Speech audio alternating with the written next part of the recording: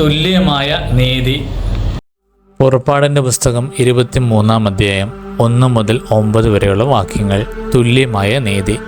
വ്യാജവാർത്ത പ്രചരിപ്പിക്കരുത്. കള്ളസാക്ഷി നൽകി കുറ്റക്കാരന് കൂട്ടുനിൽക്കരുത്. ഭൂരിപക്ഷത്തോട് ചേർന്ന് തിന്മ ചെയ്യരുത്. ഭൂരിപക്ഷത്തോട് ചേർന്ന് നീതിക്കെതിരായി കോടതിയിൽ സാക്ഷ്യം നിൽക്കരുത്.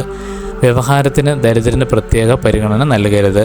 ശത്രുവിൻ്റെ കാളയോ കഴുതയോ വഴിതെറ്റിപ്പോകുന്നത് കണ്ടാൽ അതിനെ അവൻ്റെ അടുക്കൽ തിരിച്ചെത്തിക്കണം. നിന്നെ വെറുക്കുന്നവൻ്റെ കഴുത ചുമടിന് കീഴെ വീണ് കിടക്കുന്നത് കണ്ടാൽ നീ കടന്നു പോകരുത്. അതിനെ എഴുന്നേൽപ്പിക്കാൻ അവനെ സഹായിക്കണം. വ്യവഹാരത്തിന് ദരിദ്രന് നീതി നിഷേധിക്കരുത്. തെറ്റായ കുറ്റാരോപണത്തിൽ നിന്ന് ഒഴിഞ്ഞു നിൽക്കുക. നിഷ്കളങ്കരെയും നീതിമാന്മാരെയും വധിക്കരുത്. ദുഷ്ടനെ ഞാൻ വെറുതെ വിടുകയില്ല.